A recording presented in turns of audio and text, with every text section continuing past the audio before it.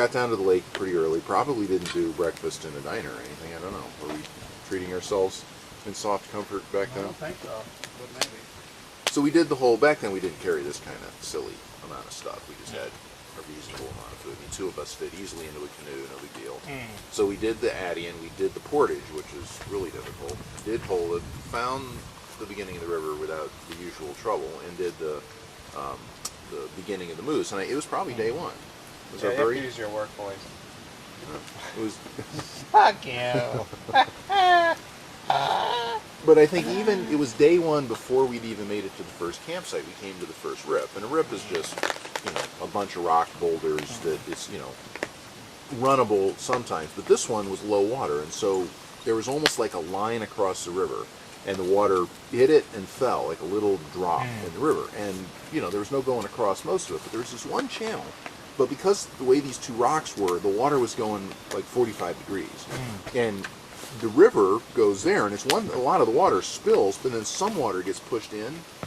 It's one thing for some water to get suddenly moved sideways at the end. It's a whole other animal to get a canoe to change direction at the last moment. So we talked about it. We pulled over. We walked. We looked. And we decided, okay, if we paddled instead of going with the river, if we paddled like hell and got swept into this thing and hit it just right, then maybe we'd go right through the So channel. if you were doing the karate move just at the right moment, you would knock him through. Timing is everything. So we back way up. It's kind of one of these getting a running start at the jump. Paddle like hell, and we didn't. It's called ferrying. You shoot upstream of where you're trying to go because the water will pull you to where we didn't ferry enough. And so instead of coming in just on the high side, we came in right on the thing, but the rest of the river is still going straight, and it just pushed us right up on the right rock. And all of a sudden, here we are, ground to a halt. The front end of the canoe is hanging out a couple of feet over the river. We're not going anywhere. And so we talk about it for a while, like, what the hell do we do? And we can only think of one thing to do. There's no going back up because the pressure of the water is pushing us where we're going. So forward's the only thing that's going to happen. No, we actually tried to push ourselves into the channel, but that didn't work. So at any rate, Michael said, okay, here's what we're going to do. I'm going to get out. He's in the bow. I'm going to get out. I'm going to push you over, and then I'm going to swim upstream across this thing, and you meet me downstream. So Michael clambers up the canoe, kind of spider-legged, all fours, gets out on this rock. He's standing like in running water to his ankles, strips down to nothing but his skivvies, gives me all his clothes, which I pack on the thing. I get as low as I can in the canoe, and then Michael.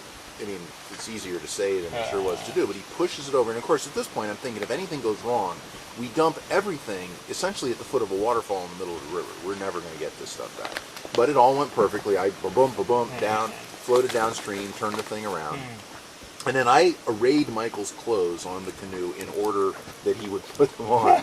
And so paddled back up to where Michael was. And so he's standing, and, of course, I'm getting the canoe under control. I don't even think about taking any pictures, but here's Michael standing in nothing but his underwear in the middle of the Moose River, in his ankles to water. And so the first thing he does, it takes a while to get up the gumption to do this, but he dives in the river, swims as hard as he can, and he can't bridge the current.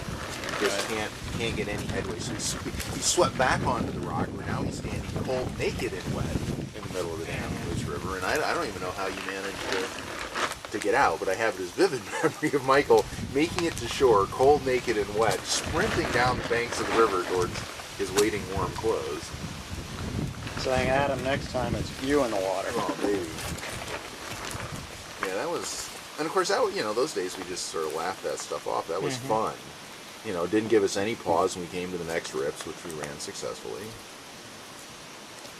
And back then we also had the wherewithal to actually unload and portage a canoe's worth of stuff and then run the rips and then repack because we wanted to run the rips. It was something, what else are you out here for?